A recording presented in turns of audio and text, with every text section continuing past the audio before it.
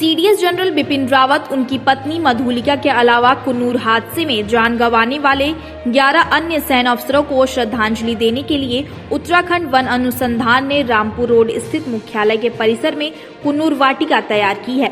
इस वाटिका को गलवान और पुलवामा हमले में शहीद हुए जवानों की याद में बनाई वाटिका के पास ही तैयार किया गया है।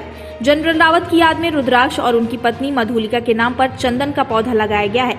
वहीं 11 अन्य लोगों की याद में बेलपत्री, आंवला, कदम, नीम, बहेड़ा, हरड़, तेजपत्ता, चिरौंजी, गमहर, बीजासाल और शेनूक के पौध लगाए गए हैं। इन दोनों प्रजातियों का धार्मिक महत्व भी है।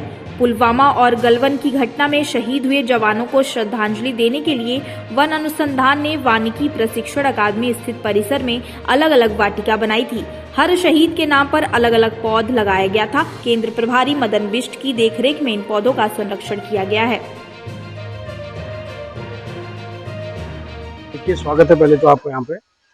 अभी जो 2-3 दिन पहले जो किन्नौर में जो घटनाक्रम हुआ था, उसमें जो हमारे सीडीएस थे जनरल बिपिन रावत सर और उनकी वाइफ और 11 अन्य जो सैनिक थे, वो जो शहीद हो गए थे, उनको श्रद्धांजलि स्वरूप हमने यहाँ पर एक किन्नौर शहीद वाटिका स्थापित की है, जिसमें जनरल साहब की याद में हमने रुद्राक्ष का पौधा लगाया, उनकी वाइफ के नाम पर जो है चंदन का पौधा लगाया।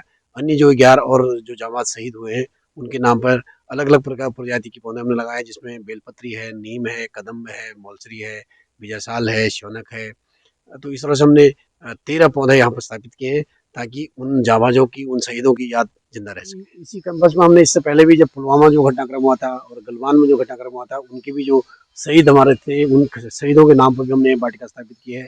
इसके अतिरिक्त जो वन अनुसंधान केंद्र है, यहाँ पर हम कई सालों से लगातार काम कर रहे हैं और लोगों को जोड़ने का काम कर रहे हैं। हमने एक पूरे स्टेट ट्री हमने यहाँ पर बनाया है, जिसको भारत वाटिका हमने नाम दिया है। देश के जितने भी राज्य हैं, केंद्र शासित प्रदेश है, उनके सारे जो राज्य वृक्ष हैं, उनको यहाँ पर स्थापित किया है। रामायण वाटिका एक बनाई है। रामायण काल में जो है जो राम भगवान जो 14 वर्ष के वनवास में रहे, वो 6 तरह के वनों से गुजरे, उसका हमारा मेन मकसद है। उन वनों का जो डिस्क्रिप्शन है वो हमने यहाँ पे किया है। ऐसी महाभारत काल की भी कुछ वनस्पतियाँ यहाँ पर स्थापित की गई हैं, क्योंकि महाभारत काल में भी वनस्पतियों का बहुत बड़ा योगदान है। जब भीष्म पितामह मृत्यु शैया पर लेटे हुए थे, तो उन्होंने युधिष्ठिर को ज्ञान दिया था कि वृक्षारोपण से बड़ा कोई महत्व नहीं है, वृक्षारोपण से बड़ा कोई काम नहीं है आने वाली पीढ़ियों के लिए। तो ये सारी चीजें इनको हमने प्रदर्शित करने के रूप में यहाँ पर स्थापित किया है, ताकि आम जनमानस को इसका लाभ मिल सके।